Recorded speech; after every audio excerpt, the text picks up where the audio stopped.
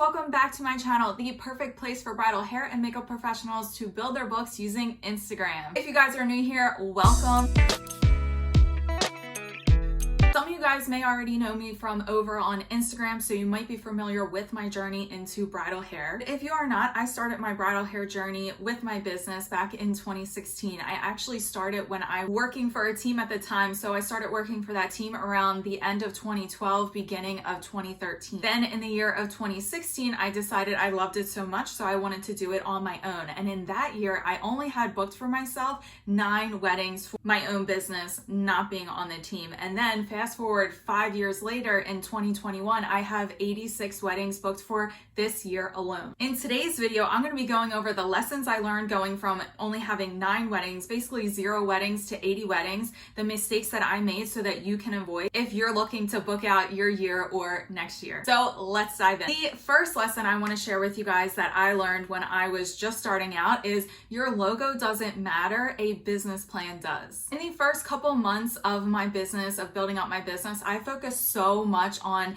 having a fancy website, having a fancy logo, a pretty business name, having really cool business cards, and all of the things like vanity wise, instead of focusing on what really matters, which is having an actual business plan. A business plan is something that is essentially going to guide you, get your goals on paper so that you're able to see the long-term vision you have for your business. You'll give yourself an actual vision and you can build out a roadmap of how you can achieve those things. However, if you're someone who's new to this industry and maybe you're just starting out and maybe this is just like a side hustle for you, how it was for me in the beginning, it was honestly just my side hustle that turned into the biggest passion in my life. But you may feel the need to want to go out and spend thousands of dollars having someone build a website for you, or thousands of dollars having a really pretty logo, or different things like that. Let's pump the brakes. Instead, I want you to ask yourself, where do you see yourself and your business in a year? Where do you see yourself and your business in 5 years, in 10 years? What's the long-term goal and plan for your business? Start asking yourself things like, what locations do I love working at? Do I want to have a team in the future? Do I feel that I see myself being solo right now for at least the next year? These types of questions are going to start getting your mind thinking in the long term instead of the short term of right now.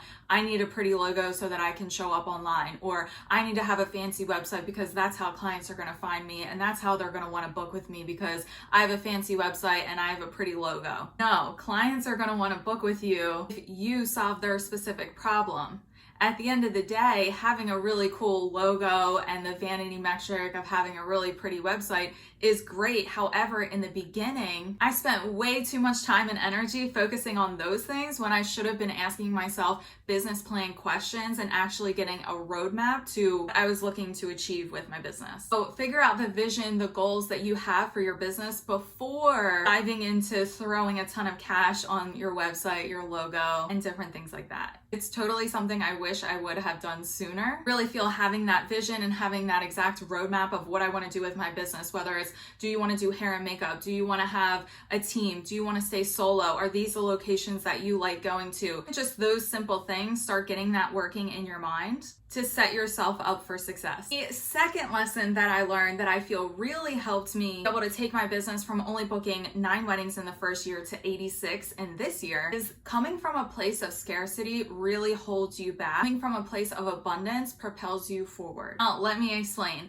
Having a scarcity mindset, always thinking things like, I'm not good enough, my hair and makeup skills aren't good enough, no one will trust my technical skills, no one will believe that I can do their makeup, or no one will even pay my rates. Or I have to offer more discounts, I have to offer more services, I have to include freebies in order to book these clients. In 2016, I was nowhere good with any of my hair or makeup technical skills wise. And also at that time, there was no educational online platforms like there is today. Just something I totally wish I had back in the day where you can just go online and you can take a course to learn new hairstyling, you could take a course to learn makeup. Back in the day, I had to wait for someone to come to my area in order to take a class with them. Not being able to have that opportunity really made me feel not so great and confident within my skills because I never thought that I could advance and be better. Because I had this lack of confidence within my skills and I didn't feel I was able to advance, it really led to a scarcity mindset, especially when I was creating rates for my clients. So what this led to was me doing discount rates for my clients,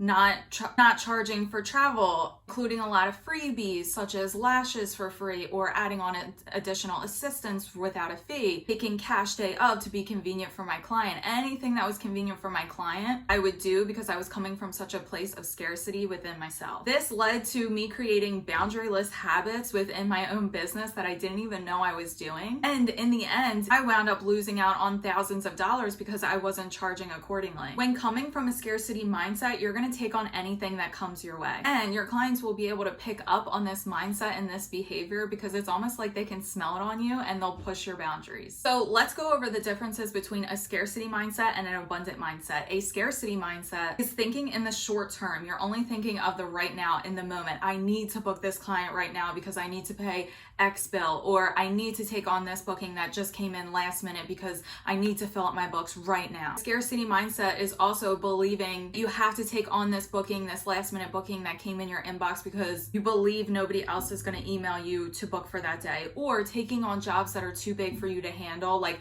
hair and makeup for 15 people. When you know it's only yourself and you don't have a huge team, you take it on because you believe nobody else is going to email you. A scarcity mindset is also feeling like you need to add a discount or feeling like you need to include something for your client because what if they question your rates, or what if you feel like you're charging too much, or what if the client emails me something nasty back? Oftentimes with a scarcity mindset, you wind up becoming resentful because you're taking on too much work than you can handle, and you wind up being burnt out. You can't say no to clients, you can't create boundaries with clients, and you also wind up being resentful because these clients that you're taking on wind up being the nightmare clients, right? Now let's look at the abundant mindset. An abundant mindset isn't thinking in the short term, we're thinking in the long term. We're thinking of the long-term goal, seeing the bigger picture. So an abundant mindset is seeing a job that is out of your travel comfort zone and maybe it's 4 hours away. You have a wedding the next day or another job the next day, or maybe it's your kid's birthday, or maybe you want to go on vacation, whatever it is. It's just too far of travel. So instead of feeling scarcity, like I'm never going to book that date, I'm never going to find another wedding, instead,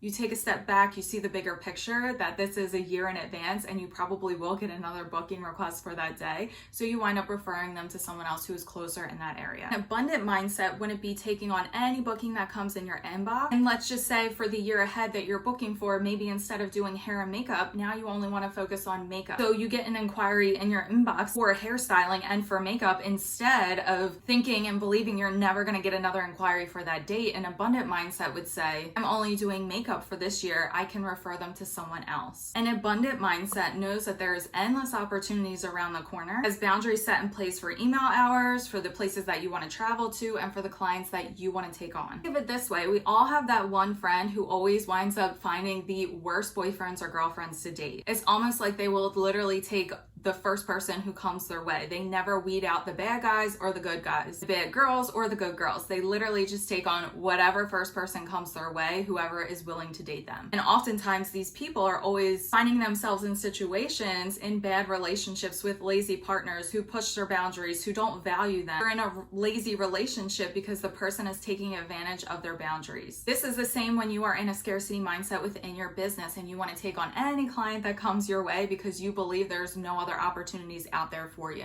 My scarcity mindset led me to only be able to book 9 weddings in that first year of 2016, 34 in 2017, and 30 in 2018. And it wasn't until 2019 when I finally started making that shift to become more abundant, see those opportunities, set boundaries in place for myself. Then I started seeing that increase. In 2019, I was able to book 41 weddings. In 2020, I was able to book 67 weddings. And then year to date in 2021, I was able to book 86 weddings. All from that simple mindset shift, instead of looking at it in a scarcity mindset, shifting over to the abundant mindset. Instead of saying to yourself, no one will pay my rate, say to yourself, my ideal client sees my value and will pay my rate, and I will wait for her. Instead of thinking, I need to take this last minute booking or I won't make any money this week, say to yourself, my ideal client sees the value my services bring to her and I'm gonna wait for her. The third lesson that I learned in order to go from 0 weddings to 80 weddings, you're gonna need systems in place to run your business efficiently. For so long in the beginning of my business, probably like the first 3 years, I truly believed that I didn't need a client management system, that I could DIY everything myself, and I really went that manual route for contracts, invoicing, booking, taking deposits, all of that. I really went manual. However, once you start scaling up, going from 9 weddings a year to 34 a year to 60 a year, you have 60 clients to manage in 1 year. This year, I have 86 clients to manage. That is a lot of trials that I'm gonna need to book and a lot of clients that I need to manage. So when you get to say like 40 plus a year and you're managing all those clients, you really need to have a system in place to run it efficiently and keep everything organized so you're not lost in the sauce. Let's imagine this example. Let's imagine you wanna remodel your kitchen. You find the best contractor online, you love their portfolio, they have amazing reviews, you love all their kitchen designs, you're like, sign me up. So you go to email them and you're so excited. You're like, I'm ready to get this project started, and you email them and you hear cricket for days, and then they finally get back to you and it's like some short little email, and to book with them they say, okay, you need to print out the contract, you need to mail it in, we only take cash, so you need to mail that in too, or you can maybe give it to us day of, and they really have no systems in place for booking or anything like that. You feel like this process is so inconvenient, you keep going back and forth trying to find a date or a time to get them into your house to start this kitchen remodel. You wind up feeling annoyed. There's no process in place. You're like, I just want to book with them. I want to get my kitchen remodeled, right? But you wind up going with them anyway. So then you wind up in the weeks to come within the process, you start thinking of all these questions. You start emailing them about the cabinets, about the hardware, different things like that. And you're going back and forth. They're taking so long to email you back. Sometimes it's like 3 weeks at a time. You honestly feel like they're kind of annoyed in the emails, just going back and forth with you. Things get lost if you don't have a proper system in place. If you don't have proper prep instructions for your client on what they can expect next, after hiring you, they're going to feel lost. Spending that extra $260 a year signing up for a client management system called DUBSADO was probably the best thing that I ever did. None of my emails get lost. Everything is automated for emails, for the booking process, for invoicing, contracts, all of that. And it gives my clients a better experience so that they know and they feel taken care of. Because again, the more clients you take on, the harder it is to organize and make them all feel taken care of, make them sending out manual contracts, invoicing, taking weeks to respond to your clients is not the kind of experience that you want to set up for your business for success. At some point, you're going to need to start taking your business and creating systems in place for bookings, and you're going to need automation at some point. I honestly just started using DUBSADO in the middle of 2020, and that is when I really truly saw a huge leap of increase of not only a great client experience. A lot of people will comment on how great the booking experience is with me, how organized they feel I am, which also leads to not only a great client experience, but better reviews for my business as well. The fourth lesson I learned when taking my business from only having 9 weddings in the beginning to now 86 is you need to have a social media strategy. Back in 2016, the only way to let people know that I was open for business, that I was doing bridal hair and makeup on location at the time, was to in-person network, doing like a ton of styled shoots in hopes that they might refer me to like one of their clients if they even had any clients, or I could pay $1,500 for like a small print on a local wedding magazine, or I could spend $200 a month and be an advertiser in the Knot or Wedding Wire. All of these options are basically hoping and praying in terms of a marketing strategy to bring clients into my business and let people know like, hey, I'm open for business. Whereas today, you guys are so lucky. Be sure you take advantage of social media and the power that it can supercharge your business. I finally decided to come up with a marketing plan, especially a social media Instagram marketing plan. That was when I truly started to see my ideal clients flood my inbox every single day. Back in 2015 was when I started my business Instagram account, and I was posting maybe 3 to 4 times a week. Blurry, outdated photos. I wasn't utilizing videos. I wasn't utilizing stories, and none of that. That was from 2015 to 2019. Then in 2019, I finally started to show up on stories. I finally started to really build my brand online and take my content seriously, especially my hair photos and makeup photos at the time. From 2019 to 2020 to 2021 is when I really started to see the biggest increase in bookings, and I started that social media strategy. Now imagine if back in 2016 I had a social media strategy and I actually started showing up online. I would have been able to triple my first year's bookings just by using social media, because it is such a powerful tool at your fingertips and you're able to use it for free. In 2019, I finally started batching my content, which I have a video right here where I talk through how I do my content batching days. So make sure you guys check that out. Also started only utilizing and showing my signature style, which I have another video that you guys can check out right here if you don't know how to find your signature hair look. By doing just those two things and showing up on social media with a strategy is when I saw that increase going from 30 weddings to 86 weddings. With that said, make sure you guys are subscribed for next week's video because I'm going to be recapping the 30 days of Reels challenge that I've been doing over on Instagram. Also, make sure you guys are following me over on Instagram so you can see the 30 days of Reels. I'll be covering all the data and analytics, and you guys will be shocked when I go over some of this data with you guys. I hope you guys enjoyed this video, and I hope you guys create something beautiful today. Bye, guys.